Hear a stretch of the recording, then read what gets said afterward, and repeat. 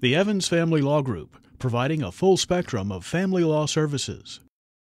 Children with special needs present a unique scenario for the court, and oftentimes the main issue is, what is a special needs kiddo, or does a kiddo have special needs?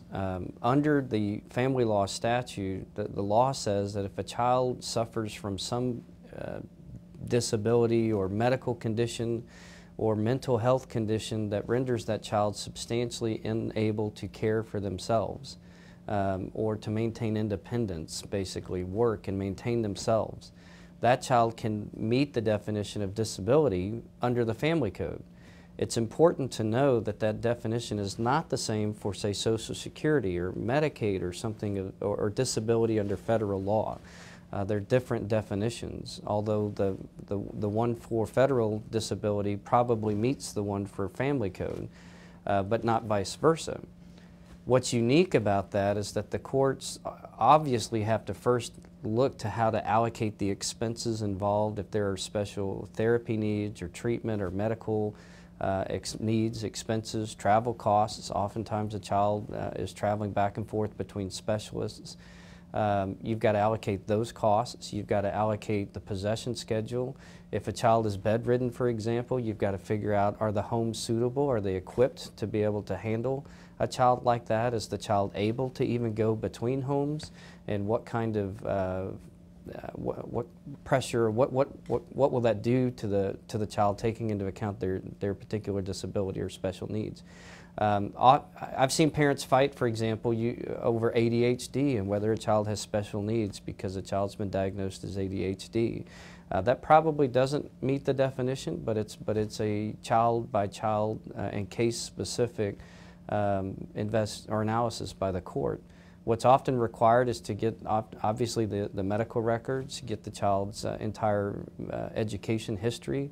If there are 504 evaluations through the schools, and get ARD reports and ARD meeting notes, and counselors and occupational therapists, and obviously talk to their, maybe their mental health providers, talk to their medical providers and things of that nature, in order to put the evidence in front of the court whether the child meets that particular definition of disability.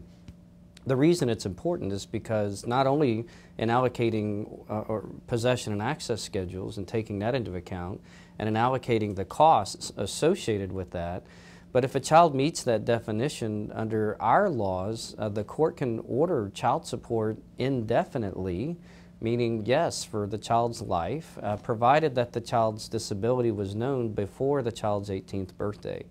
It doesn't have to be established after the 18th birthday. In other words, you can take your case to the courts after the child's 18th birthday, but the particular disability has to be known, and you have to be able to meet that burden of proof that it was known prior to the child's 18th birthday.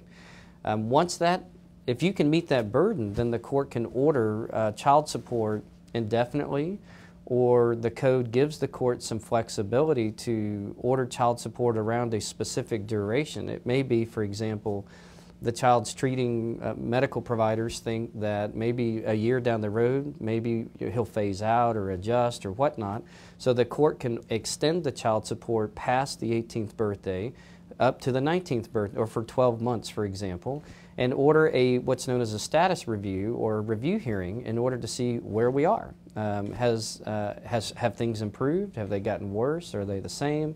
And the courts can then address the situation as far as support at that time. The court can extend it 6 months, come back in another review, a year, or at that point just make it indefinitely.